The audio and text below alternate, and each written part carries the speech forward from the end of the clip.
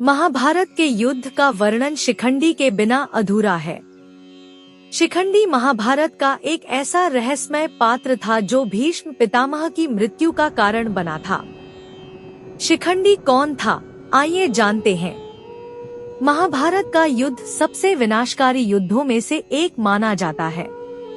इस युद्ध में कौरवों का सब कुछ नष्ट हो गया। धृतराष्ट्र और गांधारी के 100 पुत्रों को जान गंवानी पड़ी। महाभारत का युद्ध 18 दिनों तक चला। महाभारत के युद्ध में जब कौरवों की सेना पांडवों की सेना पर भारी पड़ने लगी, तो पांडवों को हार जाने का डर सताने लगा, क्योंकि भीष्म पितामह पांडवों की सेना पर लगातार भारी पड़ते जा रहे थे। श्री कृष्ण के मन में तब एक युक्ति आई और उन्होंने भीष्म पितामह को परास्त करने के लिए शिखंडी का सहारा लिया। शिखंडी महाभारत में एक रहस्यमय पात्र के रूप में नजर आता है।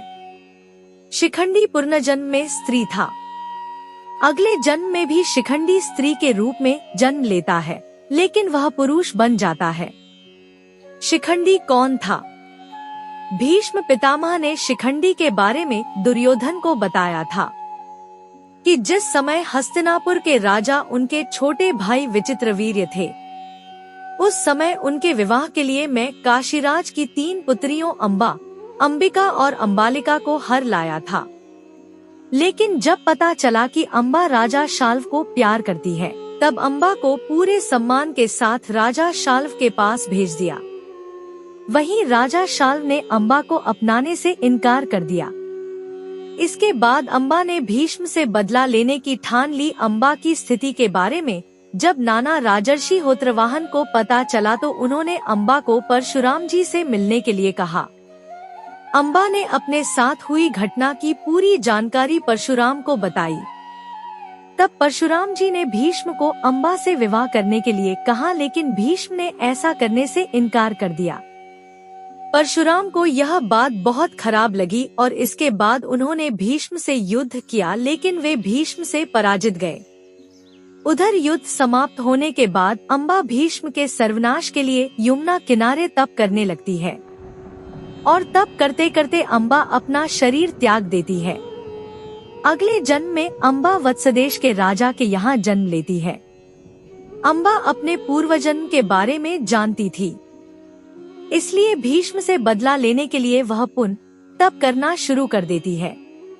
इस बार उसके तप से भगवान शिव प्रसन्न होकर उसे वरदान मांगने के लिए कहते हैं। तब अंबा भीष्म की पराजय का वरदान मांगती है। भगवान शिव उसे मनचाहा वरदान देते हैं, लेकिन अंबा कहती है कि प्रभु कन्या होकर वह भीष्म को कैसे पराजित कर सकती है। इस पर भगवान शिव कहते हैं कि अंबा, तुम अगले जन्म में पुनः एक स्त्री के रूप में जन्म लोगी, लेकिन युवा होने पर पुरुष बन जाओगी और भीष्म की मृत्यु का कारण बनोगी। ऐसा वरदान मिलने पर अंबा ने एक चिता बनाई और भीष्म का वध करने के लिए अग्नि में प्रवेश कर गई।